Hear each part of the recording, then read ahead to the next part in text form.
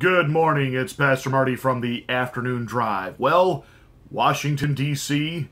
and the United States anxiously awaiting the Mueller report. Will it be public? Will we ever really know everything that's in it?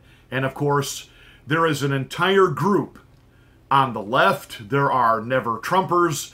There are people who absolutely hate the agenda of this president because, not that he's a outsider or a reality TV star or a real estate mogul or any of those other things that we keep being thrown at by the lying legacy mainstream media. It's because he is an anti-globalist. It is because he is America first.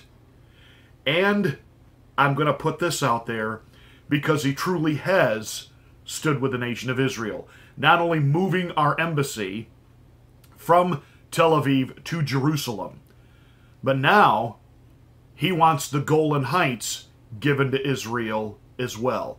Yeah, that's going to sit real well with the money behind the deep state, which comes from places like Saudi Arabia, the Middle East oil, a region not known for its love of Israel. You really understand what's fully behind the hatred of President Donald J. Trump. But we have at the head of all of this never-ending witch hunt investigation, Robert Mueller. Now it's amazing because the never-Trumpers, the liberal Democrats, and the lying legacy corporate corrupt mainstream media, they absolutely love this guy. In fact, why, we have been told he is an example, a bastion of truth and integrity. So we looked through his public remarks and we put together something for you. And as you listen, as you hear him speak, listen to the principles of this man who occupies an enormous role right now in our democracy. I care deeply about the rule of law. In a free society, a central responsibility of government, I believe, is to protect its citizens from criminal harm within the framework of the Constitution. I have been fortunate indeed to have been able to spend much of my career in pursuit of that goal. What has never changed and will never change are our values. We have pledged to serve and to protect our nation and to do so while upholding the rights and the liberties guaranteed to every citizen under the Constitution. I've always been proud to say that I work for the Department of Justice because of that for which it stands, which is an unyielding commitment to the rule of law and to the safety and security of the citizens we serve.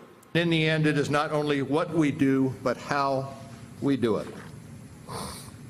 Whatever we do, we must act with honesty and with integrity. And regardless of your chosen career, you're only as good as your word. You can be smart, aggressive, articulate, indeed persuasive, but if you are not honest, your reputation will suffer, and once lost, a good reputation can never, ever be regained. Yes, Mr. Mueller, you're right. When you lie, it hurts your integrity. And once your integrity is gone, you're done. You know, Democrats and the lying legacy media, they were not fawning all over Robert Mueller when he helped the Bush administration lie us into a war with Iraq. As Director Tenet has pointed out, Secretary Powell presented evidence last week that Baghdad has failed to disarm its weapons of mass destruction, willfully attempting to evade and deceive the international community. Our particular concern is that Saddam Hussein may supply terrorists with biological, chemical, or radiological material. Now, by full admission, myself and most conservatives and Republicans at the time, we supported the idea of a war in retaliation for what happened on 9/11. but it became fairly evident very quickly we had been lied to, especially in this area of Saddam Hussein having weapons of mass destruction. In fact, we know now that the intel that was based on was just about as non-credible as the intel that James Comey used to obtain FISA warrants to spy on Donald Trump. So who better to come in and clean up James Comey's mess of not using, shall we say, real credible sources than a guy himself who talked the American people into war using non-credible intelligence. You know, the amazing thing is since all then, Colin Powell has tried to apologize for his role. Although, of course, you know, some say, well, you know, because of his loyalty, he didn't go as far as he should have. No, to keep his backside out of a prison cell, he didn't go as far as he should have in his disclosures. But he has certainly never spoken out. All of the, whether it's the underground media, which takes places on platforms like this, or in movie depictions in the movie W or Vice, where Colin Powell is seen as the one member of the administration trying to talk the president out of a war with Iraq. Didn't want to have to go to the UN Council and present shoddy evidence as proof that Saddam had weapons of mass destruction. Colin Powell's never corrected any of that. He hasn't fully admitted everything, and that again is to protect his own arse from a prison cell. That said, we were lied to. Lied to. Has Bush ever admitted it? No.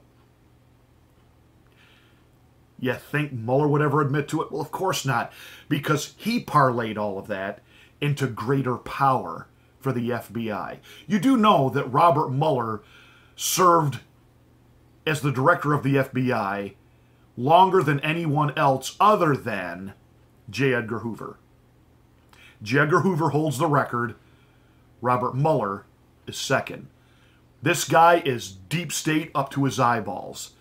Robert Mueller is the personification of the swamp. Now, I am sure if you were to talk directly to Robert Mueller, in his own warped way of thinking, he sees himself as a patriot, that he is protecting the United States. You know, it reminds me of the Matt Damon movie where he portrays one of the founding, if you will, administrators/spies of the CIA. And there's a great exchange which takes place between he and Joe Pesci in the movie. Now, Joe Pesci plays a gangster, a mobster, a mafioso. And Pesci asks Matt Damon an interesting question. He says, you know, Jews have their God. Italians, we have the church. We have family. But what do you have? And he was referring to Matt Damon as just this white guy with seemingly, you know, no real commitment to family, no real commitment to religion or an ideology. And Matt Damon gives a brilliant response. He says, referring to his white Anglo-Saxon self, "We have the country. The rest of you are just our guests." Ooh. And you have to understand, that is how the deep state sees it. They do not see this as we the people, that this is your country and my country, and we have a constitution that empowers us over the powers that be. No, no, nay, nay. Bob Mueller sees this as his country. Just like Dick Cheney saw the opportunity with war, not only to make money for Halliburton, but also to clearly seize executive power that was never fully intended and was never really given in the Constitution. That said, these people are corrupt to their eyeballs. I don't care if they see themselves as patriots, because even a patriot has to step back and ask, What am I doing? Why am I doing this? Who's asking me to do this? What is the short-term ramification? What is the long-term result of this? This wasn't about freedom. This wasn't about the betterment of the people of the United States. This was about an oligarch seizing power, taking power from we the people, and basically being able to say whatever they want, whenever they want, and we're just supposed to roll over and say, thank you, sir, may I have another? Weapons of mass destruction? Of course we won't question that. If that's what you say, Trump colluded with Russia, if that's what you say, you know, it's amazing. There's been kind of a flip, hasn't there? For so long, it was the liberals, or our idea of the liberals. Anti-establishment, man! And they cut their hair, and they became Democratic senators and congresspeople because they were going to rein in the establishment police state. And yet, though the Bush administration, through the Patriot Act, got it all rolling, the Obama administration gave it gas and jet fuel, baby.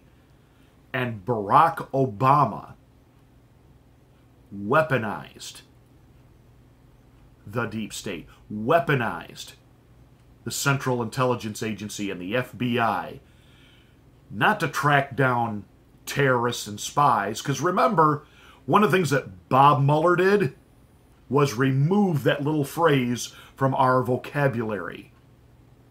Radical Islamic terrorism. That was his omission. That was his line through statements. And he put his attention on domestic terrorists. The Tea Party. Conservative groups. Real patriots. See, as I said in a video yesterday, it is the left that has become the true enemy of freedom of speech. It is the left that is the enemy of the Constitution. That's why you've got members of Hamas now pretending to be congresspeople on Capitol Hill running around. They would rather defend Sharia law than the Constitution. And by the way, a TV personality that pointed that out, she got censored and removed from the air. And if you don't think the network she's on, Faux Pas News, formerly known as Fox News, isn't making an ideological pivot and shift away from Trump, wake up, wake up, wake up. Stay plugged in, stay informed, and remember that the liberals are going to explode when the Mueller report comes out. It will not definitively have it will not definitively have evidence of Trump-Russia collusion. I think it'll have a lot of inference and innuendo. But at the end of the day, Bob Mueller might have shown just a little bit of actual integrity by not manufacturing evidence. We shall see. Remember, he told us there were weapons of mass destruction in Iraq.